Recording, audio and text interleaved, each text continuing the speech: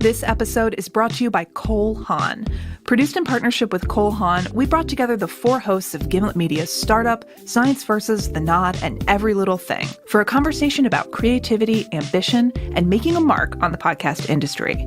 I feel better when I'm striving. I can't even remember a piece where I'm like, well, that was perfect. And that whole thing that there is no perfect. There is no perfect. Mm-mm. No, there is.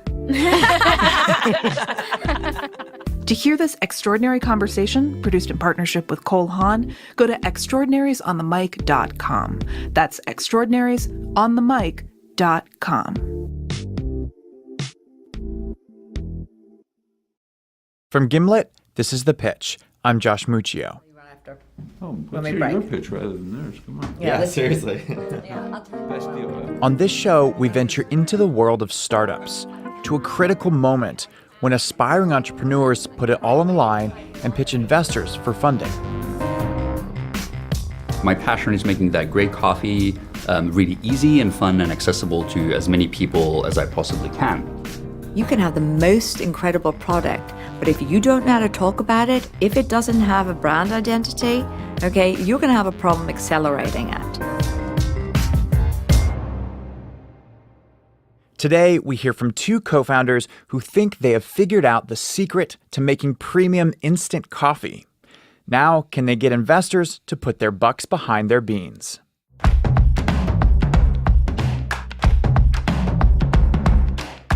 Phil Nadell is the founder of Forefront Venture Partners. In pitches, you'll hear him put the focus on the hard numbers. I don't like the model. I'm not seeing the path to recurring revenue. Jillian Manis is here representing Structure Capital. When she invests in a company, it's because she believes in the founder and their mission. I always tell founders that early stage investors are actually co-founders. Jake Chapman's here with Gelt VC. He has a keen eye for detail and makes sure to dot his I's and cross his T's before he invests. There are a ton of operational issues that you haven't had to address yet. Howie Diamond founded the VC firm Ranch Ventures. He's not afraid to push founders to really defend their company and sell him on why he should invest. Everything you described can happen on an iPad, but you're saying that it should happen on a mirror on a wall. That's not convincing to me. She says it's the best deal she's ever going to do in her life. Yeah, it will. It's the biggest thing I will ever do in my life. Our two founders, Calais and Josh, are all set to pitch investors. They seem loose and relaxed, and right before they head into the studio, I find out why. They've been pitching a lot lately, and it's gone very well. In fact, of the $3 million they're trying to raise, they've already secured $2.9 million. Of course, the investors don't know that yet, but they will soon enough. Hi. Hey. We heard you absconded with jingling. all my hot water. Yes. I wanted a cup of tea and they're like, nope, the founders have it. Okay, rock our socks. Yeah, rock your socks, Jillian. Oh yeah, I could be rock your socks, Jillian. Yeah. It's a little bit sexy, don't you think that? Yeah. It's pitch time. My background is pretty heavily in coffee. I've been a barista for almost 10 years, originally from Helsinki, Finland, where I started working in coffee.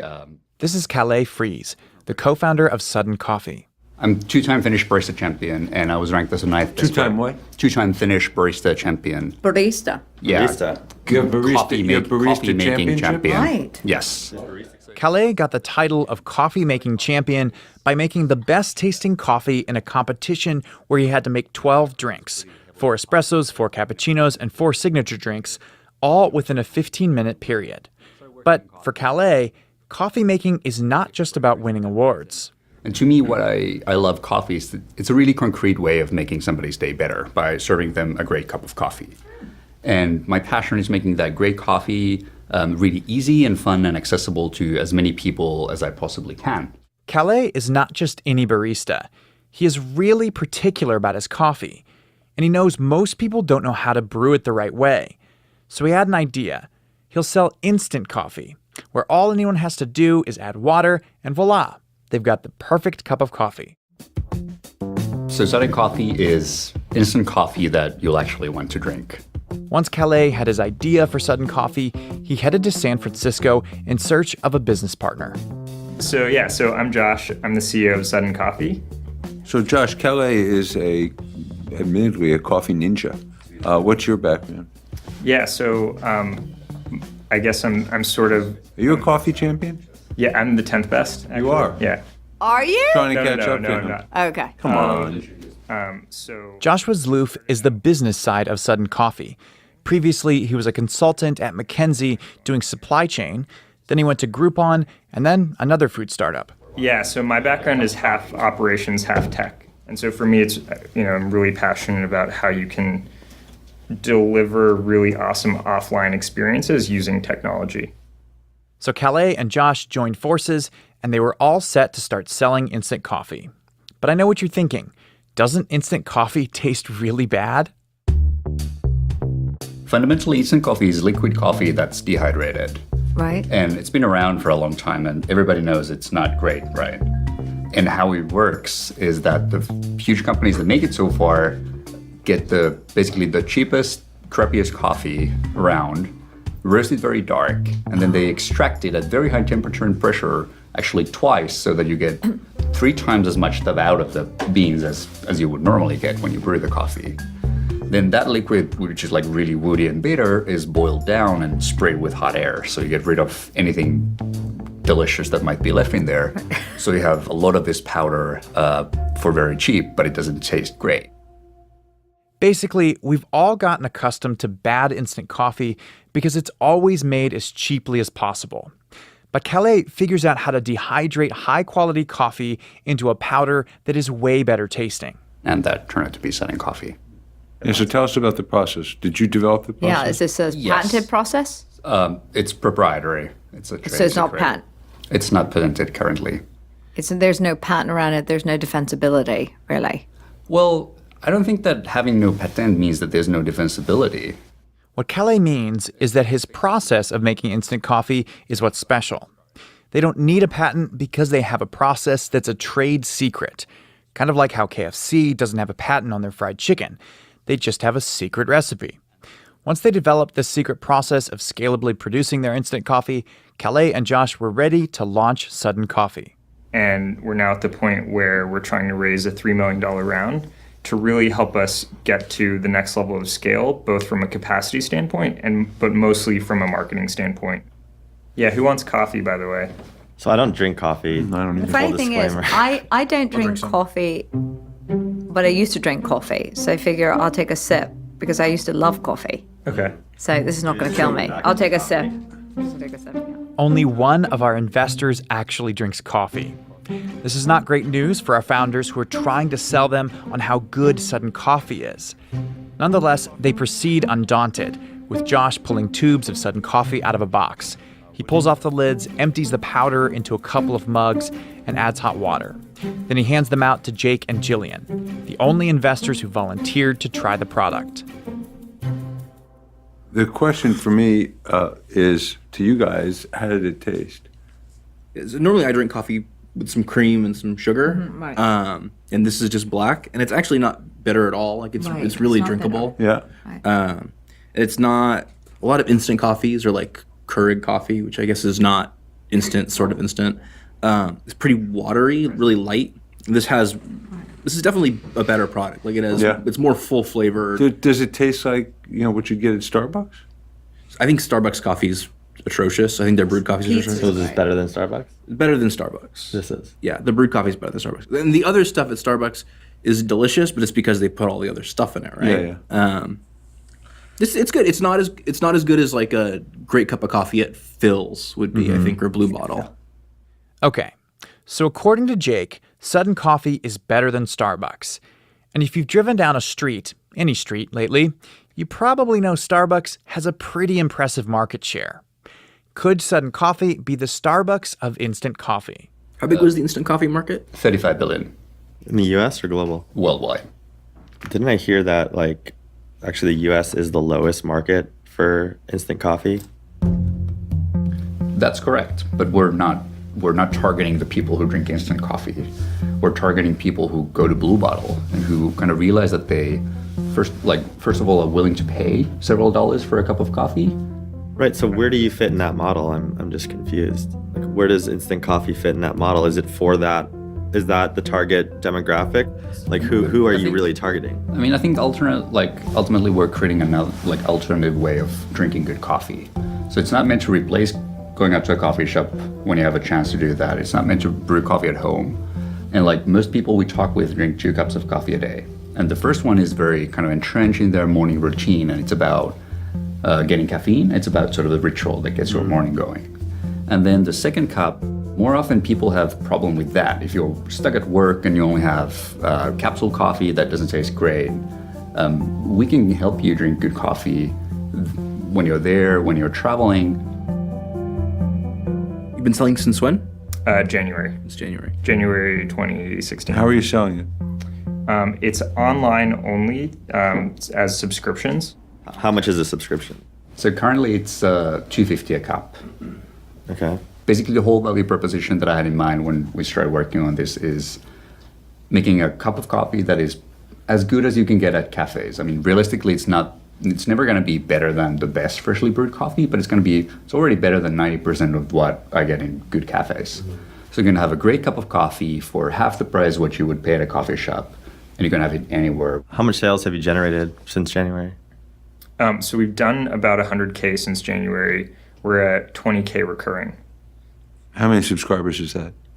So our peak was in July. We hit 500 subscribers. I think now we're closer to 400. Did you catch that? Over the course of just a few months, Sudden Coffee has lost 100 of its monthly subscribers. A declining customer base is obviously not an encouraging sign, although it isn't all that uncommon for an early startup. After the initial launch, there's a spike in sales, and then things often slow significantly, which can be really scary as a founder. But no matter how scary it is, our founder's job right now is to project confidence to investors. What are you guys, when you raise this round, what's your go-to-market strategy? Like, where do you go from here? Yeah, so there's kind of a short-term and a long-term plan. Long-term, our real vision is to sort of build the world's largest specialty cafe using technology to sort of abstract all of the things you get from a cafe. Building a physical cafe? A brick and mortar? Or No, like a virtual cafe. A virtual cafe. Yeah, the world's largest virtual cafe. Virtual cafe. So this could look like an app. It could be through our website. So like, how do we scale the things that Kale would do in a cafe to everyone in their home, either through their phone, through their computer, and kind of connect the online and offline experience? Do people get brand loyalty and emotionally attached to coffee brands like Nescafe? Like, are other people like I don't know. I don't know the coffee market that well. There isn't. You know, in one way, there's loyalty until the next best thing comes along. Like loyalty to the extent of let's download an app and talk about coffee together. So they're talking about a coffee community, right? Building a coffee community. There's community formed in coffee shops organically. But I think, and I might be wrong, that's really not around the coffee, but it's around just the place, a destination. Yeah, that ritualistic aspect of getting coffee, I think, is really important to the coffee ecosystem and the coffee community. And I don't know if you can virtualize that. I'll tell you what I see this as, and I kind of say it as I see it, okay? And that I think this is good. Okay, I wouldn't say I would drink it and say, wow, this is an amazing cup of coffee. Okay, I'll be honest with you. However, what I see this as is not the best. It's actually a marketing play. I don't see anybody going around saying this is the best cup of instant coffee I've ever had.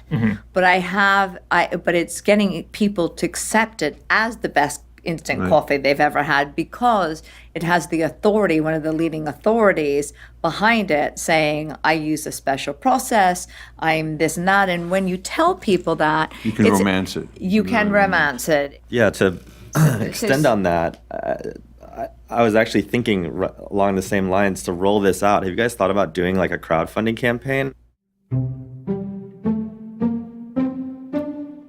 This is not what our founders want to be hearing. When an investor starts suggesting crowdfunding, it's a subtle signal that they think the company hasn't yet found its footing. And Kale and Josh haven't given them much reason to believe otherwise. They've pointed to declining sales, but not to the $2.9 million Sudden Coffee has already raised. And let me be clear, that money matters. When a startup has raised most of its round, it lets investors know it's been carefully vetted and establishes credibility. It also means everyone can move on to more advanced questions. Now is the time for Calais and Josh to jump in and get this conversation on track. There's a way to tell your story that is really interesting, that could differentiate you, and that could also allow you to get some credibility in the market, and it could also allow you to pre-sell your product so you could actually gauge demand without having to take any sort of inventory risk or anything like that. Absolutely. I think that's a really great way to get this out there. Surprisingly great suggestion from Howie. Yeah. Yeah, very rare. There is no great leader in this space, and you have that opportunity. It's wide open for you. Right. This is what I call, this is like a super brand. And I think you have the opportunity to put a cape on it and just let it soar. You can have the most incredible product, but if you don't know how to talk about it, if it doesn't have a brand identity, okay, you're going to have a problem accelerating it. You have a good product, and it might be great, but for me right now, it's just a solid product. So, but I don't think they need much money for all of this. No, I mean, we're talking about a couple $100K, maybe. Because they're only 4 weeks away from launching at scale in terms of their production, so they can keep up with the, that demand if you get it.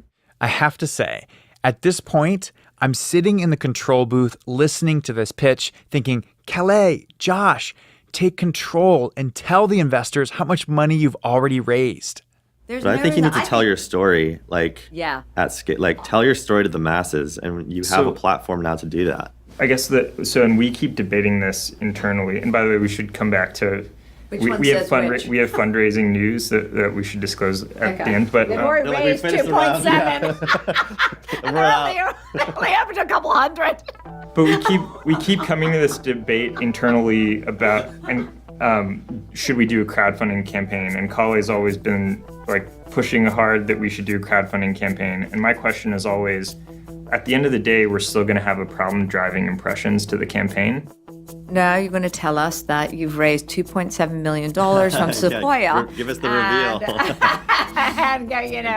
And piss off. They have some news percolating. What's your big news?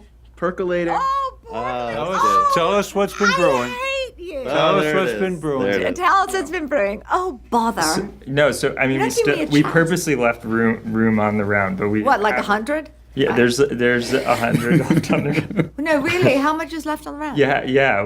There's 100? There's 100 left on the round. Okay, you know wow. So you raised 2.9. We raised 2.9 from Charles River Ventures is our lead, and then this is our second round. So we raised 500K a year ago. Mm-hmm. At what valuation? The valuation on this round is 6.25 pre. After spending half the pitch coming up with crowdfunding and marketing strategies, the investors find out that Sudden Coffee already has $2.9 million in the bank. But it's late in the conversation, and there's not much time to talk about it. It's decision time. Here's Phil. Well, let me just say that I'm not a coffee drinker, so I don't have a lot of passion about this space. So as a result, it's difficult for me to sort of get your big vision for the idea of the virtual, would you refer to it as a virtual coffee shop kind of a thing? It's difficult for me because I don't go to coffee shops, I don't drink coffee, and I think the brand is very powerful, right? And that is extremely cool, and I'm going to pass. So Phil passed. Here's Howie. I mean, you could have probably launched a crowdfunding campaign, come back around and raise money at a much higher valuation. But, because right now you're diluting yourself by you're giving up half the company. I don't drink coffee. I don't really do a lot of consumer product good companies that much. So it's probably not the right fit for me. All right, so Howie passed. Only Jake and Jillian remain. Maybe the founders have some hope with Jake, though. He hasn't said much, but he's the only one in the room to actually finish his cup of Sudden coffee. No, I am a coffee drinker, right? I drink at least 2 cups a day, probably more 3 on average. I think it's a good cup of coffee. It wouldn't replace a Philz or a Blue Bottle for me, but I know that's not the market you're going after. My biggest problem, though, is that for me, place is very important. It's like physically being there. And it's because I want to get out of my home office for a while, or I had a meeting somewhere and then I've got another meeting in an hour and I need a place to park it, right? And I'm just not the right consumer. And so for me, it means I'm probably not the right investor. And so I'm going to have to pass. So Jillian is the only investor left. Of all the investors in the room, she's the one who had the clearest vision for how to build the brand of Sudden Coffee. Or as she put it, put a cape on it and let it soar. I am on the fence, and the reason is, as I said, I don't really see this coffee as being so special, but I do see you and you being special. And certainly you don't need our money. You know, 100 grand you could fill up. You know, you can go anywhere and fill up 100 grand. So the money, this 100 grand is going to hopefully, I would say, leave it open for somebody who's going to bring some huge value to this. If that's all you have left. That's exactly. I mean, we're specifically looking for brand help. That's like specifically why we left cash open. Literally, that is our goal. Yes, right. Well, here's the thing: is that I no longer drink coffee, and I'm really sitting on the fence on this because, and I'll tell you the other reason is you have only 100 left, okay? When I get involved with a company, okay, and especially one that has such a bold brand, and that is where I want to direct my energy to, but I just, for $100,000, it's not, I can't say it's not worth my time, but in a lot of ways, I would need much more of the company to give you 100% of my attention. So I'm going to pass for that reason, pretty much. We appreciate you guys coming in, and honestly, really do appreciate your having the courtesy to save a piece for us. That was, that's great. I think you're smart to look for a strategic investor who can add a lot of value. Yeah. Unfortunately, we're not it, but that was great that you made it available to us, and you guys are going to crush it. I think you're onto something. Yeah. Amazing team, right? Like for this company, you couldn't have put together a better pair, really, like a dream team. And interestingly enough, one thing I look for is I always look for two founders. I mean, I invest in more companies with two founders, and that's kind of a philosophy of structure, is that we definitely look for two founders. Exactly the composition you have here. Okay. I'll just leave you with a little bit of advice. Just make sure, keep grinding. Okay. Oh my God, that is So all of the investors passed on this deal. This is one of those pitches that feels like on any given day, it could have gone totally differently. Maybe if Josh or Calais had mentioned their fundraising earlier, the investors would have taken them a bit more seriously right from the start. Or maybe not. Maybe pitching coffee to people who don't drink coffee is just too hard of a sell. After the break, we'll find out who is drinking coffee. Sudden coffee, that is. This episode of The Pitch is brought to you by Accomplice. Accomplice works with companies, small and large, to design their entire customer experience from beginning to end. To describe how a partnership with Accomplice works, here's Melinda from SearchDex, an SEO technology company. You know, we do search engine optimization. We've been around since 1998. We're pivoting and trying to expand our footprint, upgrade our technology, reposition, and we have employed a growth strategy. But given the fact that we can't really interrupt the talent we have internally, we needed to go outside. When I came across Accomplice, it was really kind of just a perfect match. In fact, I don't think that I will go to any other company or business without working with them, because they don't say they're your trusted advisor. They actually act it. To learn more about how Accomplice can be your partner in crime, visit itsworthdoingright.com and click on Accomplice. That's itsworthdoingright.com and then click on Accomplice.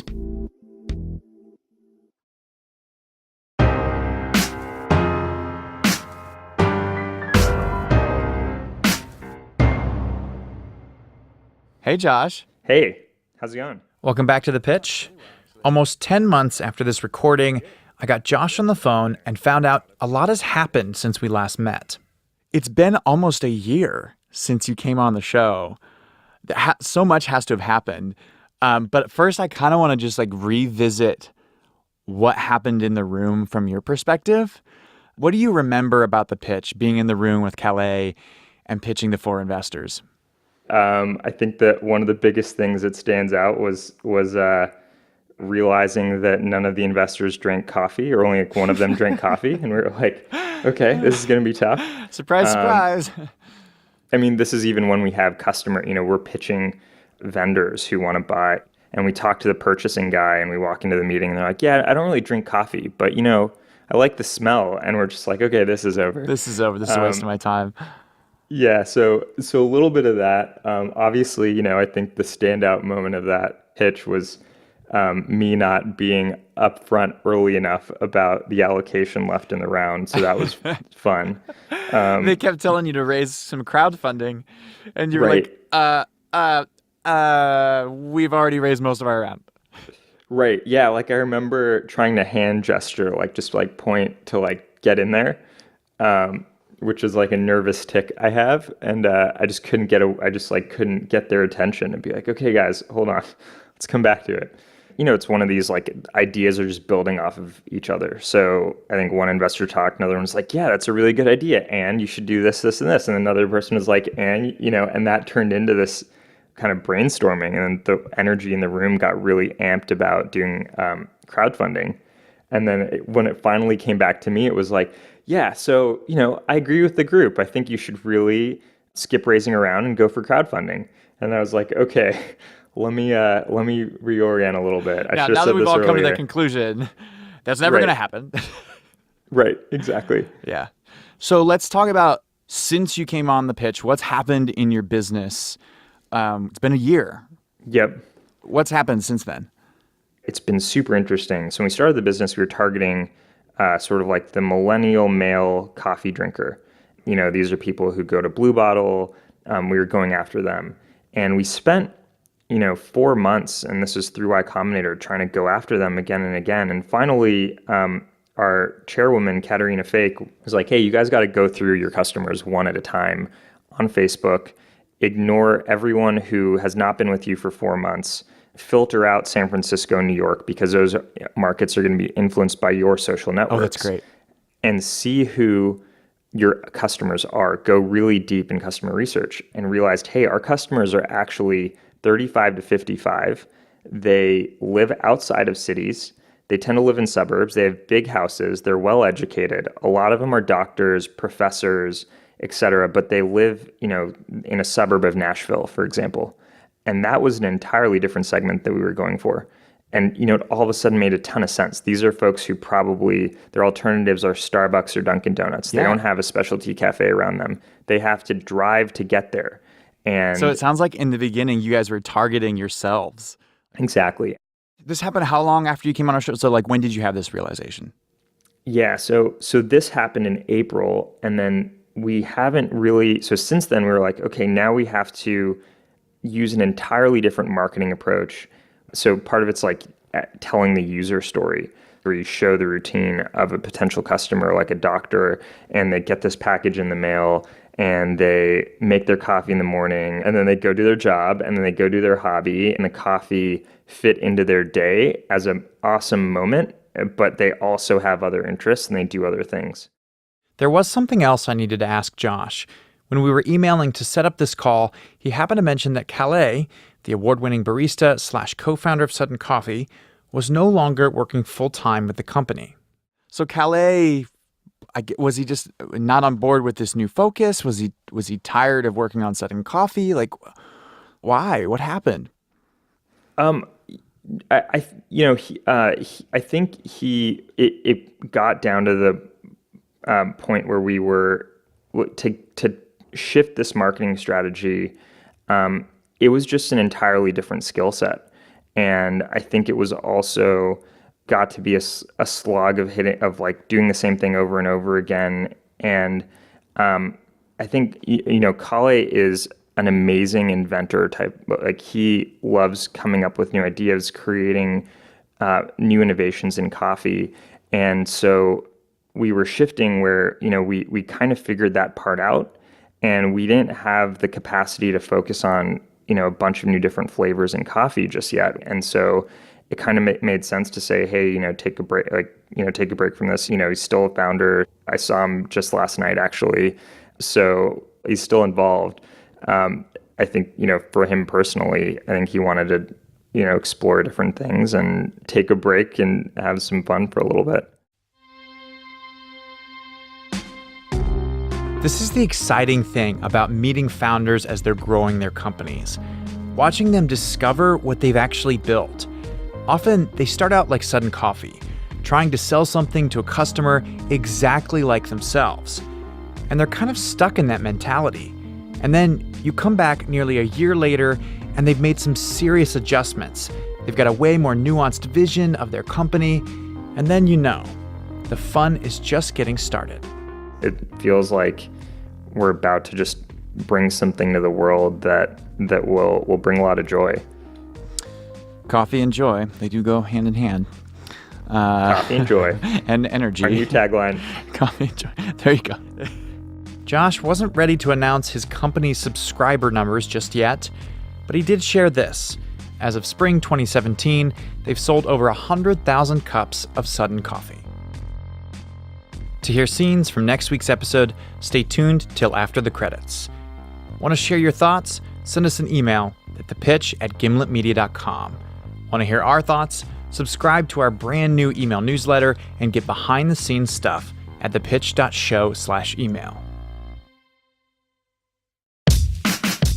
Our show is produced by me, Josh Muccio, Asta Chaturvedi, and Rob Zipko. We are edited by Devin Taylor. Special thanks to Colleen Pellissier and Allison Behringer, who originally produced this episode back in our indie podcast days. Our theme music is by Breakmaster Cylinder, with original music composed by the Musemaker, Bobby Lord, and Edwin. We were mixed by Enoch Kim. Thanks to Lisa Muccio for planning the Season 2 recording event last fall. And a quick disclaimer, no offer to invest is being made to or solicited from the listening audience on today's show. Also, I do want to say a quick thank you to the original sponsor of Season 2, the It's Worth Doing Right family. All right, you've been listening to The Pitch from Gimlet Media. I'm Josh Muccio. See you next week. Next week on The Pitch. Testloop is building the world's leading sustainable mobility service. We're perfecting inner-city transit between 50 and 300 miles. How did you bring in your CEO? Where'd you find him and make that connection? The CEO is my dad, so... That's great. I've known him for a little bit. All we're saying is that we think you're onto something. Yeah. That's the good news. I think you're leaving money on the table. We think you're leaving money on the table. Yeah, that's even the better news. New episodes come out on Wednesdays at 12 p.m. Eastern. Make sure you're subscribed so you don't miss a thing.